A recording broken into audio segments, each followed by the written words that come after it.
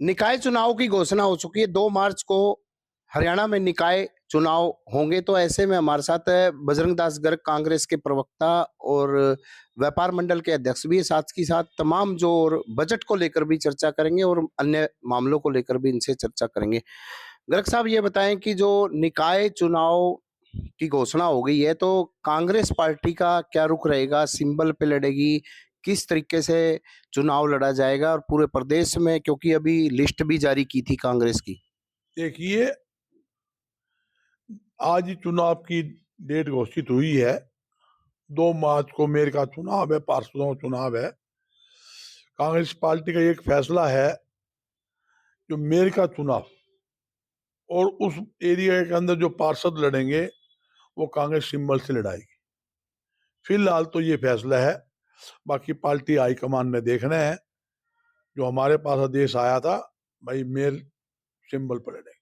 तो कांग्रेस पार्टी इन चुनावों को लेकर किस तरीके से तैयार है? क्योंकि पीछे विधानसभा चुनाव हुए, 37 सीटें आपकी आई, उसमें भी आपस में गुटबाजी कांग्रेस में देखने को मिली। तो क्या आगे निकाय चुनाव में ऐसा नहीं लगता कि आगे यहाँ भी हो सकती है गुटबाजी? नहीं, कोई गुटबाजी वाली बात नहीं। वैसे देखो, ये मेयर के जो चुनाव होते हैं भाईचारे के चुनाव है। मैं पार्टीबाजी से ऊपर उठ के बात करता हूँ। मेयर का मतलब और पार्षद का मतलब, पार्षद एक अपने एरिया का, वार्ड का पार्षद बनता है। उसकी जिम्मेवारी ये होती है अपने वार्ड के अंदर सफाई रखे, सीवेज खुलवाए, सड़क बनवाए, बिजली पानी की समस्या दूर करे। वो सभी का साझा होता है। एक वार्ड में 10 पार्षद चुनाव लड़ते हैं, जीत तो देखिएगा, 9 रह गए। ये थोड़ी भाईचारा खत्म हो जाएगा। कोई जीत गया, ठीक है, वो सबको माननी है। तो मिलजुल के चुनाव लड़ने की बात है। और मेरी शहर की जनता से भी अपील है, आप पार्षद वो चुने जो आपके बीच रहने वाला हो, आपकी समस्या का समाधान करने वाला है। मेयर वो चुने जो अफसर से काम करवाने की पावर रखता हो, ताकत रखता हो, अफसरों की आंख में आंख मिलाकर काम करवाने की हिम्मत करता हो, कर सकता हो, हाथ पकड़ के काम करवा सके, ऐसा पार्षद चाहिए। आपने प्रवीण जी बात की मेयर चुनाव की, मैं पूछना चाहता हूँ, आप 12 क्वार्टर चले जाओ, आप चले जाओ, मिलगेट एरिया चले जाओ, ऋषिनगर चले जाओ, सूर्यनगर चले जाओ, क्या हालात है? सीवरेज तक बंद पड़े, गंदा नाले का सब पानी जो है घरों में घुस रहा है, सड़कें टूटी पड़ी है, सफाई व्यवस्था है नहीं, जगह गंदगी के ढेर लग रहे हैं, बेसहारा गाय आपके सामने, आप चेक कर लो। आप जहाँ बैठे हो उस चारों तरफ गाय गाय सड़कों पे आपको बैठी मिलेगी। अब आवारा कुत्ते फिरे लग रहे हैं, कोई व्यवस्था नहीं है। उस व्यवस्था को सुधारने के लिए पार्टीबाजी से उठकर अच्छे आदमी को चुनने की जरूरत है। जो भी अच्छा आदमी है उसको आप चुने, शहर की जनता से मेरी अपील है। गर्ग साहब, अभी केंद्र सरकार ने जो बजट पेश किया है, क्योंकि आप व्यापारियों से लगातार जुड़े रहे हैं, तो क्या लगता है व्यापारियों को इस बजट से राहत मिली है या उनको नुकसान हुआ है? क्या देखते हैं आप? देखिए, इनकम टैक्स का बजट तो ठीक है, उसमें कुछ राहत दी है, उसके लिए मैं उनका धन्यवाद करता हूं। मगर असली समस्या जो थी उसके ऊपर चर्चा तक नहीं की। जैसे जीएसटी है, इस सरकार ने जो आम उपयोग में आने वाली आइटम है, जनरल गुड्स जो था, उस पर जो 5% वेट होता था, उस पर उन्होंने 18 व 28% जीएसटी लगा दिया। 28% को टैक्स होता है क्या? जनता की जेबों में डाको डालना नहीं बात है। 28% GST, 30% income tax, excise duty, यहाँ तक कि लाइसेंस पे दुनिया भर के खर्चे, 100 रुपए की आइटम पे 80 रुपए तक टैक्स आप वसूल कर रहे हो। जनता को आप क्या संदेश दे रहे हो? महंगाई आप खुद बढ़ा रहे हो। एक तरफ कहते हैं महंगाई पर हम अंकुश लगा रहे हैं, दूसरी तरफ आप टैक्स पे टैक्स बढ़ा रहे हो। जब से देश आजाद हुआ तब से आज तक कपड़ा, चीनी, दूध, दही, लस्सी, खाद पर कभी टैक्स नहीं था। इस सरकार ने, देख लो आपके सामने, 5% जीएसटी लगा दिया। अरे न्यू बताओ आप, बच्चा जो पॉपकॉर्न खाता है उस पर भी आपने टैक्स लगा दिया। पॉपकॉर्न क्या है? पॉपकॉर्न आप क्या क्या संदेश देना चाहते हो? हम बच्चे के मुंह का हम पॉपकॉर्न छीन रहे हैं, निवाला छीन रहे हैं, ये इनको पता नहीं है आप क्या करने जा रहे हो। अरे भाई तुम देखो बच्चे हैं, बच्चों के लिए तो आपको ऐसी फैसिलिटी देनी चाहिए, टैक्स लगाने की जरूरत नहीं है। एक रेहड़ी के अंदर एक आदमी पॉपकॉर्न बेच रहा है, कोई मसाला लगाकर पॉपकॉर्न बेच रहा है, उसके ऊपर आप टैक्स लगा रहे हो। गरीब आदमी को भी आप नहीं छोड़ रहे।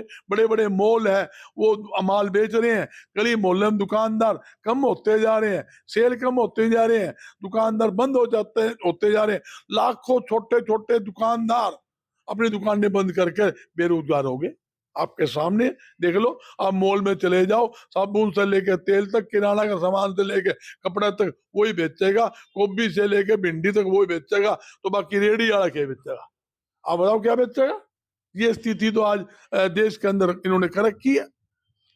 गर्ग साहब, जैसे अब निकाय चुनाव हुए, जैसे अभी पीछे हिसार का सौंदर्यीकरण भी किया गया, किले भी लगाए गए चौकों पर लोगों की समस्याएं आज भी पानी निकासी की, आवारा पशुओं की, कई तरह की जो समस्याएं हैं वो वैसी की वैसी बरकरार है। और जो भी नेता आए हैं ये दावा करते हैं हमने काफी विकास कार्य कराए, तो कैसे देखते हैं? देखिए, मैं किसी की आलोचना करना आदि नहीं हूं वैसे।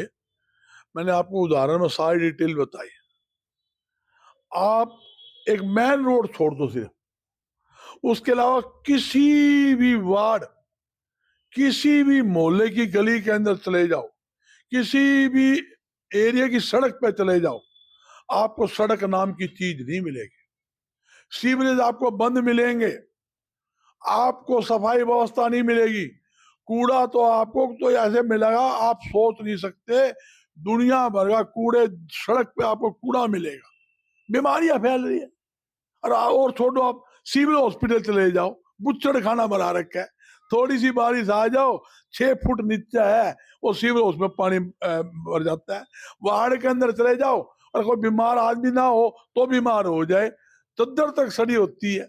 मूलभूत सुविधा नहीं, हॉस्पिटल नहीं, दवाई नहीं। वो कहते हैं ना, स्कूल में तो मास्टर नहीं, हॉस्पिटल में डॉक्टर नहीं। ये तो इनकी हालात इस सरकार की, क्या करें आप? बहुत बुरा हाल है। अगर बात की जाए अगरवा धाम की, अगरवा नगरी की, जो एक केंद्र सरकार ने रेलवे को लेकर बजट दिया है, एक 93 किलोमीटर जो एक रेलवे लाइन 3 जिलों को जोड़ेगी, इसको लेकर आप क्या कहेंगे? देखिए, हमारी बहुत लंबी समय से मांग थी, और हमने 2004 में पूर्व में रेल मंत्री लालू प्रसाद यादव जी को बुलाया था। उस टाइम भी जोर शोर से घोषणा हुई थी, सर्वे हुई थी, भी रेल बिछेगी। काम रुक गया। उसके बाद 2015 में हमने सुरेश प्रभु जी रेल मंत्री बने, उनको बुलाया, उन्होंने भी घोषणा करी। फिर पीयूष गोयल रेल मंत्री बनाया, फिर घोषणा हुई। मगर जब से अब तक कोई काम शुरू नहीं हुआ। बजट में भी आई, सर्वे भी हुआ, सर्वे का पैसा भी लाट हुआ। यही 93 किलोमीटर रेलवे लाइन, जैसे हिसार, अगरवा, फतेहाबाद, सरसा मंजूर हुई थी। इस सरकार ने पुण्य ये मंजूरी दी है, जिसके लिए 410 करोड़ रुपए का जो बजट में प्रावधान रखा है। मैं उसके लिए धन्यवाद करता हूँ, स्वागत योग्य है, सराहनीय कदम है। और मेरी केंद्र सरकार से अपील भी है, केंद्र सरकार जल्द से जल्द अगरवा को रेलवे लाइन से जोड़ने का काम करे, क्योंकि अगरवा के साथ पूरे देश की जनता की आस्था जुड़ी हुई है।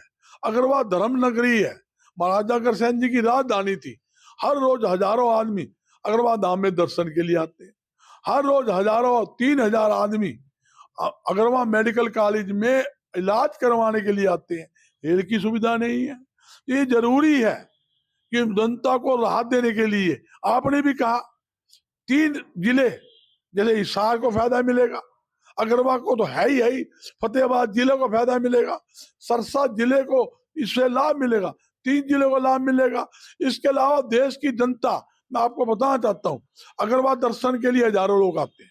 बम्बे से ट्रेन आती है 800 आदमी की, वो ट्रेन बम्बे से हिसार रुकेगी, वहां में बसें लगानी पड़ती है, गाड़ियां लगानी पड़ती है, फिर उनको भर के वहां लेकर जाना पड़ता है, 2 दिन रुकते फिर छोड़ के जाना पड़ता है। इसी प्रकार बम्बे है, कलकत्ता है, मतलब मध्य प्रदेश है, छत्तीसगढ़ है, बिहार है, चाइनी है, जगह जगह से आप तो देखते हो, आप हिसार के हो, रेलें आ रही है, हम उनको लेके जाते हैं। बहुत बड़ी भारी दिक्कत है। अगर अगरवागंज रेलवे स्टेशन होगा, पहले से 10 गुना लोग ज्यादा आएंगे, उनको बराबर में रेलवे स्टेशन होगा, हमारी गाड़ियां खड़ी होगी, अगरवा धाम के अंदर हम दर्शन करवाएंगे, घूम फिरा के उल्टे चले जाएंगे ना, उनका समय भी बचेगा, जो आर्थिक नुकसान है उससे भी राहत मिलेगी, और रेलवे विभाग को भी इससे इनकम होगी। मैं ये कहना चाहता हूँ, ये बात जरूरी है। डॉक्टर साहब, निकाय चुनाव को लेकर बात की जाए, क्योंकि जो पीछे विधानसभा का चुनाव हुआ, आप भी एक प्रमुख दावेदारों में थे, कांग्रेस हालांकि टिकट नहीं मिली थी। क्या लगता है अब आगे मेयर का चुनाव आप लड़ेंगे या नहीं लड़ेंगे? क्या आप सोचते हैं पार्टी जैसे आदेश करेगी? ये नहीं, मैं कांग्रेस चुनाव नहीं लड़ रहा, मेरे का मेरा हिसाब नहीं चुनाव लड़ने का। कांग्रेस पार्टी जिसको भी कैंडिडेट बनाएगी मैं उसकी मदद करूँ, किसी को बनाए मैं उसके साथ हूं।